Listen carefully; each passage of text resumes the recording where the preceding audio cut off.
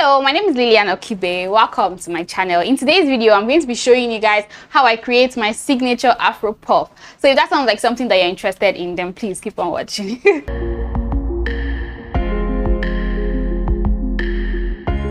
First thing you're going to need to create that thick, rich Afro puff is thick roots. Like, you can create it on like a fresh root twist, but it's not going to look like as heavy and like as rich and as thick. So if you want it to be thick, then you guys know that I don't retwist my hair the conventional way. I have my method that I use to retwist my hair to maintain the thick root. So my hair always looks like this, right?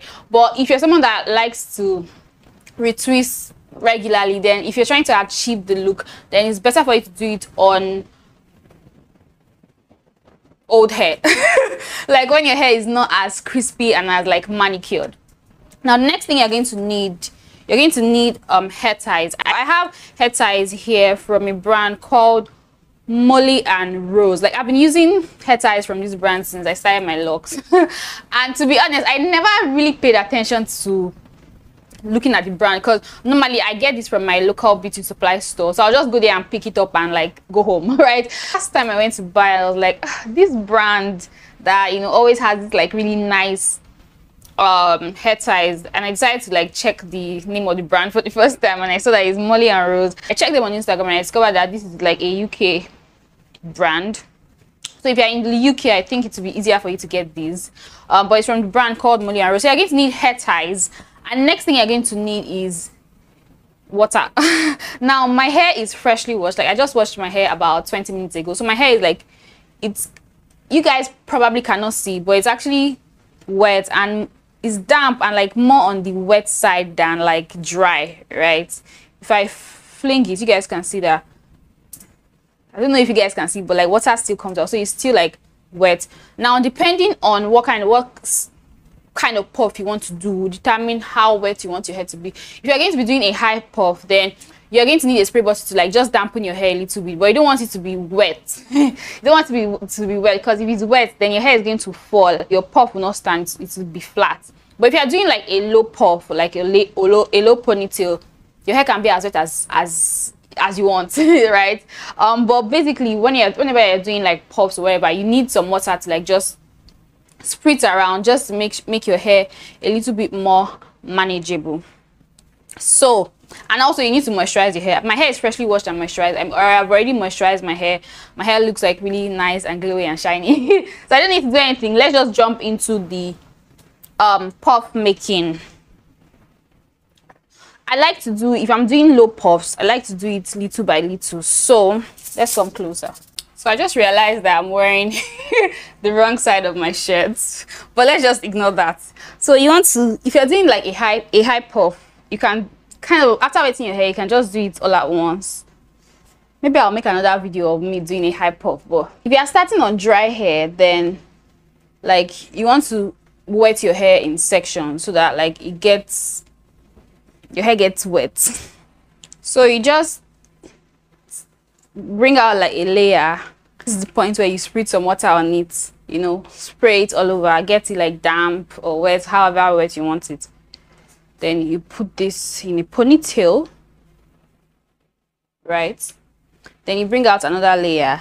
I just like doing my hair in layers. When I'm going low, I like to do my hair in layers because I have a lot of locks. So if I just put everything, if I try to do everything, tackle everything at once, I have small hands, as you guys can see, so like it's going to be a chore. So I like to like arrange the hair in layers before I go ahead and tackle everything at once. If I don't do that, like now, because my hair is freshly washed and like wet and everything, it's actually easier. But if I was starting on dry hair, like I cannot even try to. So you bring out, when you add another layer. Now I need a bigger hair tie.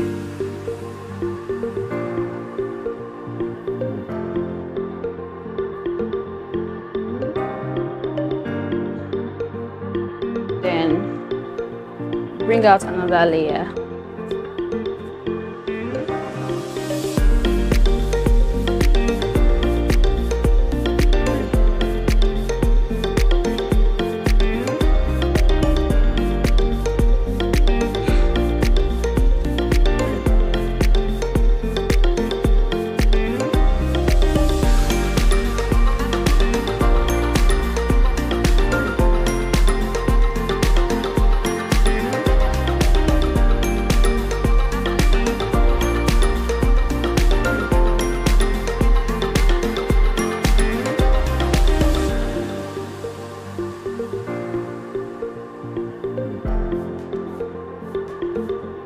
to use a hair tie that is like tight enough that it can hold the hair, but not tight, so tight that you have any form of headache, right? So now we're almost done.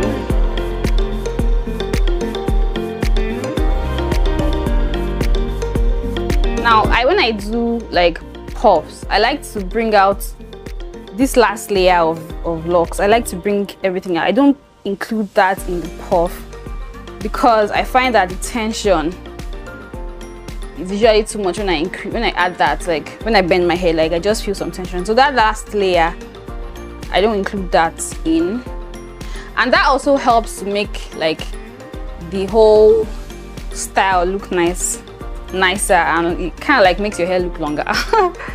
So I don't bring out that last layer, I leave that out of the puff. So now we have done all the back. Now we just have some, like when my locks were a lot shorter, I would leave all these out as like bangs and just have like puff at the back and like bangs in front. But now that we have a little bit of length, I can afford to add this into the ponytail. So I just continue to do what you guys saw, right? Take another layer, move it back, add it to puff, to arrange it so that everything is seamless. And that last layer, leave it out. It's the puff.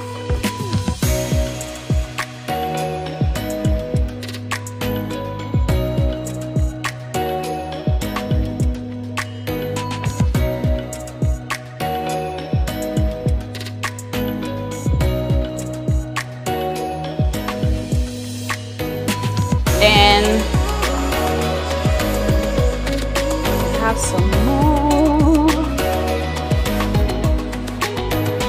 Like these days, like when my locks are like a lot shorter, I loved like a high puff, but like these days I'm starting to enjoy low puffs. Like, and it's just weird because when I had loose natural hair, like I hated low puffs because I felt like I have a big forehead, right? So when I do low puffs, it just takes all the hair away from my face, and so I feel like it doesn't balance my forehead. Like when I do like high puffs, because I have something big up here and then I have something big up here, like in front here, like there's just balance, right? But when I do like all to the back, when I do low puffs, like it just doesn't look as balanced. But now that I have locks, I don't know, because my locks are like thick and like everything is just like full and, you know, thick, even though when I put all my locks to the back like in a low puff, it still looks balanced. Like even when I don't leave out bangs, you guys will see very soon. You guys will see very soon. Like even when I don't leave out bangs, like it's not so unbalanced, right? So now I've actually been enjoying low puffs.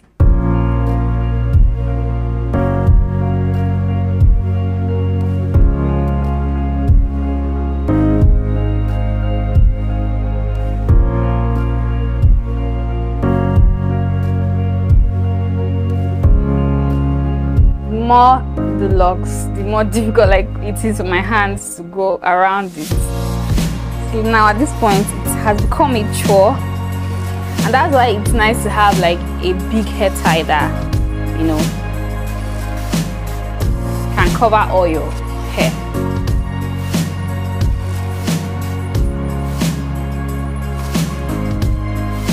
So now we are down to the locks in front. Let's push this to the back and reveal the forehead.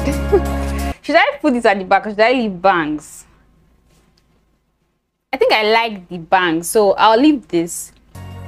Then for this last layer in front, like I don't necessarily have to like take down everything, right? Because I like to add them loosely to the rest of the puff. So all I do is just arrange the locks however I want it to be, right?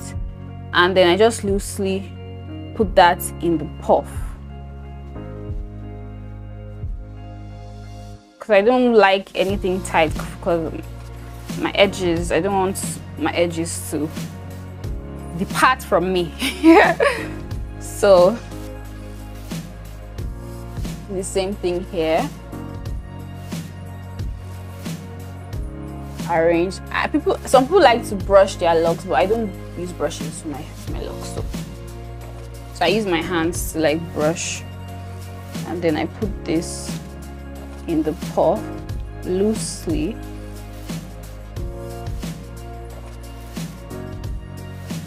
So now next thing you want to do is arrange the puff however you want it. So I left these locks, the back locks, down.